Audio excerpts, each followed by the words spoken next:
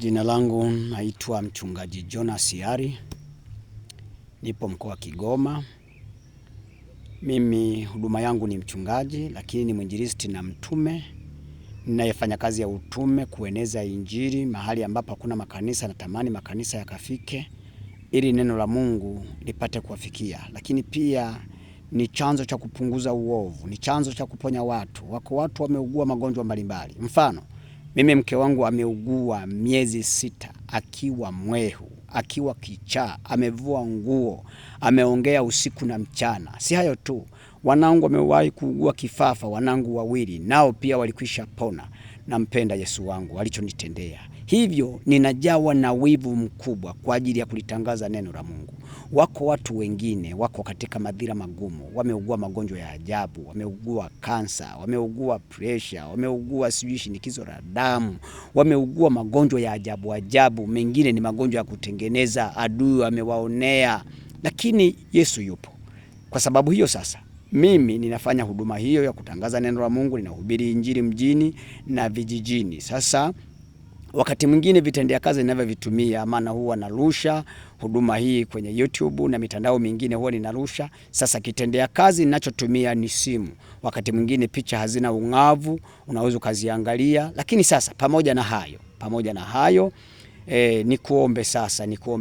nikuombe sasa kwamba wewe ambaye unasikiliza habari hii, natamani kuwa na simu kubwa au kompyuta ambayo inaweza kanisaidia. Maana wakati mwingine ninarusha kipande, yale mengine niliyochukua yote nayafuta kwenye simu. Kwa nini nafuta?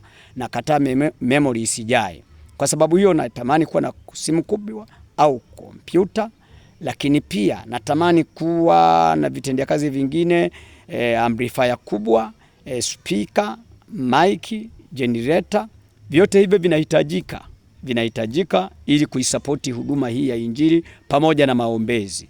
Kwa hiyo mpendwa, ninakuomba sana wewe mwananchi wa Tanzania na ulioko nje ya Tanzania na hata taifa jirani, pengine Burundi, Kenya, Rwanda, Uganda, Tanzania na mataifa mengine, kama wakishawishika, kama wakiona vizuri, na wao lazima waone vizuri, maana ni habari njema kwa watu wote, inawahusu wote. Kwa hiyo niwakaribishe sana kwa utoaji huo, na Mungu awabariki. Lakini pia ukumbuke kusoma kile kitabu cha Kutoka 35 na mstari wa 29. Mungu wangu na akubariki sana. Natamani sana kupokea shilingi 100, hiyo 200, hiyo 50, 500, 1000, kadiri Mungu atakavyokupa neema ya kutoa. Ni kweli wa Tanzania na mataifa mengine mna moyo wa kutoa na mmekuwa kiwasaidia watu wengine tu. Hili nalo pia najua litawagusa. Kwa nini? Ni habari njema kwa watu wote. Mmesaidia wengi. Mna moyo tu wa kutoa. Karibuni sana kwa utoaji huo na Mungu awabariki. Lakini pia naomba nikushirikishe kanisa lenyewe, uliangalia ninako hudumu, mazingira yalivyo. Nako pia bado tunahitaji mchango, fedha zenu tuweze kujenga kanisa. Unaona?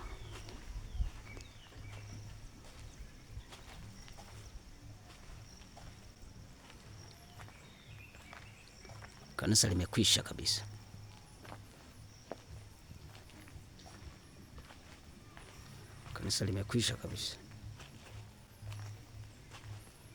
Kuta zake ziko vizuri. Limekwisha.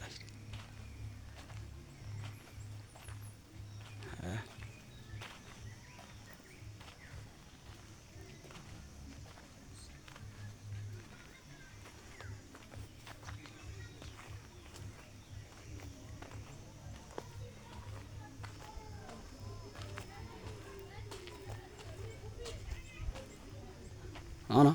Kanisa lenyewe limekwisha kubomoka, matofali yalikwisha nyofoka. Kwa hiyo ukiona vizuri kuchangia ili tupate kujenga jengo lingine, ni vizuri zaidi. Fedha zako, mali zako, karibu sana. Lakini pia kanisani kwenyewe ndani, hebu angalia mazingira yalivyo. Sio rafiki sana.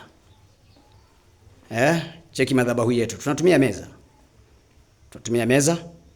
Cheki dirisha. Zimebomoka jamani. Tunaomba msaada. Tunaomba changizo zenu. Ona viti tunavyokalia. na wewe Mungu amekujalia, amekupa neema, una vitu, una mali. Karibu sana, mali zako zipate kutumika kwa njia hii. Mungu wa mbinguni na akubariki sana. Niwatakie utoaji mwema. Mungu wangu na akubariki sana. Ukitaka kujua haya unaweza kufuatilia YouTube yangu. Ukiandika Mchungaji Jonas Yari basi napatikana. Mungu akubariki. Amina.